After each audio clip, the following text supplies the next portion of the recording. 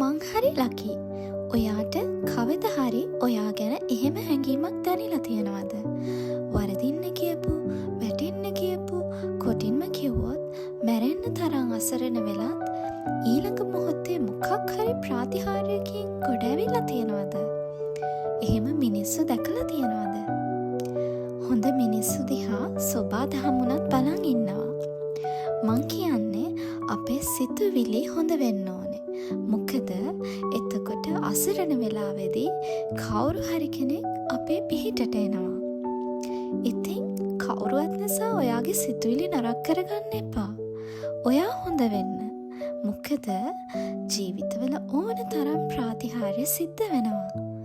අවංක සුන්දර මිනිස්සුන්ට. ඔයා try කරලා තියනවද? ඕරා එක එහෙම නැත්නම් ඔයාගේ vibration එක ටිකක් අප් කරලා තියාගන්න. ඉතින් ඔයාගෙන් නිකුත් වෙන සංඛ්‍යාතය අපිට හඳුන්වන්න පුළුවන් ඕරා එකක් කියලා. එහෙම නැත්නම් vibration එකක් කියලා. හැබැයි ඔයා තුලින් නිකුත් වෙන්නේ හරිම ඍණාත්මක සංඛ්‍යාතයක් නම්, එහෙම නැත්නම් ඔයාගේ ඕරා එක ගොඩක් දුර්වල නම් ඔයා ආකර්ෂණය කරගන්නෙත් ඒකට සමාන දේවල්. ඒත් ඔයාට පුළුවන් නම් ගොඩක් ඉහළ වයිබ්‍රේෂන් එකකට යන්න. ඒ වගේම ඔයාට පුළුවන් ගොඩක් ඉහළ සංඛ්‍යාතයෙන් තියෙන යහපත් දේවලුත් ආකර්ෂණය කරගන්න. ඉතින් කොහොමද අපේ මේ වයිබ්‍රේෂන් එක අපි උඩට අරගෙන යන්නේ? ඉතින් ඔයාගේ ජීවිතේ මෙන්න මේ චූටි දේවල් ටිකක් කරලා බලන්න. මෙන්න මේ පොඩි දේවල් වලින් ඔයාට පුළුවන් ලොකු වෙනසක් ඇති කරගන්න. පළවෙනියෙන්ම ස්තුතිවන්ත වෙන්න පුරුදු වෙන්න. ඔයාගේ ජීවිතේ හැම දෙයකටම මුලින්ම ස්තුතිවන්ත වෙන්න පුරුදු වෙන්න. එතකොට ඔයාට පුළුවන් ඔයාගේ සංඛ්‍යාතය උඩට අරගෙන යන්න.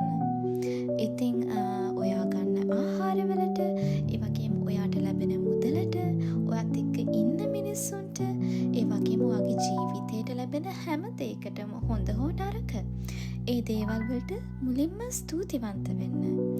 හැම දවසක්ම ආරම්භයේ දවසට ස්තුතිවන්ත වෙලා දවස පටන් ගන්න. ඉතින් මෙන්න මේක try කරලා බලන්න. ඔයාට ටික දවසකින් ඔයාට තේරුම් යනවා ඔයාගේ ජීවිතය සම්පූර්ණයෙන්ම වෙනස් වෙන්න පටන් ගන්නවා කියලා. ඉතින් ඒ වගේම ඔයා අවට ධනාත්මක පරිසරයක් ඔයා හදා ගන්න ඕනේ. මොකද ඔයා ඔයාගේ ජීවිතේට පොසිටිව් දේවල් විතරක් එකතු කරගන්න try කරගන්න. ඒ වගේම ඔයාව නිතරම සතුටින්, ඒ වගේම ධනාත්මක අදහස් වලින් අරගෙන එන මිනිස්සුන්ව ආශ්‍රය කරන්න පටන් ගන්න.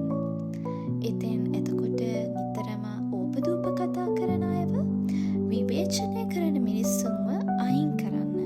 ඒ මිනිස්සුන්ව ටික ටික ඈත් කරන්න පටන් ගන්න. ඉතින් ඔයා දැනටමත් ඉන්නේ එහෙම පිරිසක් අතර නම්, ඒ කියන්නේ මිනිස්සුන්ව විවේචනය කරන, නිතරම ඕපදූප කියවන පිරිසක් අතර නම්, ඔයා තේරුම් ගන්න ඕනේ ඔයා සෑහෙන වලකට වැටිලා ඉන්නේ කියන එක. මොකද අපි නොදැනුවත්වම අපේ ඔළුව වැඩ කරන්න පටන් ගන්නවා ඒ මිනිස්සු හිතන විදිහට. ඉතින් අපි හිතන්නෙත් නැතුවම අපිත් ඒ කුණු වල එකතු වෙලා ඔළුව ඇතුලේ කුණු පුරවගෙන ඉන්න පටන් ගන්නවා. එතකොට අපිට හොඳ දේවල් කොහොමදවත් ආකර්ෂණය වෙන්නේ නැහැ. ඒක නිසා ඔයා මුලින්ම මෙන්න මේ දේවල් ෆිල්ටර් කරන්න පටන් ගන්න. හොඳ දේවල් විතරක් ඔයාගේ ජීවිතයට ලං කරගන්න. ඉතින් තවත් ගොඩක් වැදගත් දෙයක් තමයි අපේ ශරීරයට දෙන ව්‍යායාම. ඔයාගේ ශරීරය නිතරම ක්‍රියාශීලීව තබා ගන්න. ඉතින් ඔයාට පුළුවන් ව්‍යායාම කරන්න, ඒ වගේම ක්‍රීඩා කරන්න, ඇවිදින්න යන්න. ඉතින් එහෙම නැත්නම් ඔයාට පුළුවන් ඔයා කැමති නර්තනයක යෙදෙන්න. ඉතින් පුළුවන් තරම් ක්‍රියාශීලීව ජීවත් වෙන්න උත්සාහ කරන්න. මොකද මෙන්න මේ දේවල් අපේ සතුටට ගොඩක් බලපානවා. ඒ වගේම අපේ මනස සතුටින් තියන්න, ඒ වගේම උද්‍යෝගිමත්ව තියන්න මේ දේවල් ගොඩක් වැදගත් වෙනවා. ඉතින් අපේ වයිබ්‍රේෂන් එක තවත් උඩට අරගෙන යන්න පුළුවන් කාරණාවක් තමයි අපිටම ආදරය කරන එක. එහෙම නැත්නම් self love. ඉතින් ඔයා ඔයාව ආදරෙන් බලාගන්න. ඔයා ඔයාට ආදරේ කරන්න.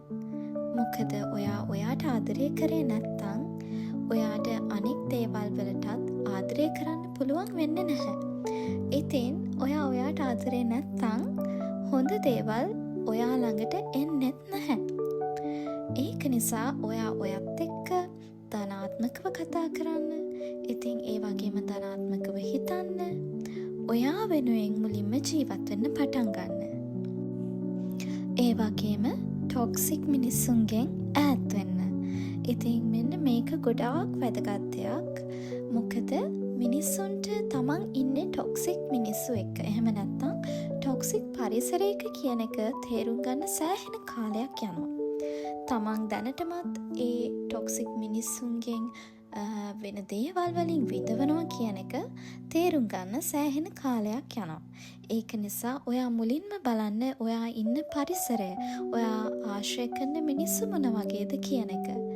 ඉතින් ඒ ගැන හිතලා අදම තීරණය කරන්න ඔයා ඔයාට ආදරේ කරනවද කියන එක. ඉතින් මෙන්න මේ පුංචි දේවල් ඔයාගේ ජීවිතයට ලේසියෙන්ම එකතු කරගන්න පුළුවන්. ඉතින් තවමත් ඔයා මේ දේවල් එකතු කරගෙන නැද්ද? එහෙමනම් අදම මෙන්න මේ දේවල් පුංචි පියවරවල් විදිහට තියන්න පටන් ගන්න. එතකොට ඔයාටත් දැනෙයි ඔයා හරිම ලකී කියලා. ඉතින් මෙන්න මේ දේවල් ටික ඔයා හරියට තේරුම් ගත්තොත් ඔයා දැනටමත් දිනලා ඉවරයි.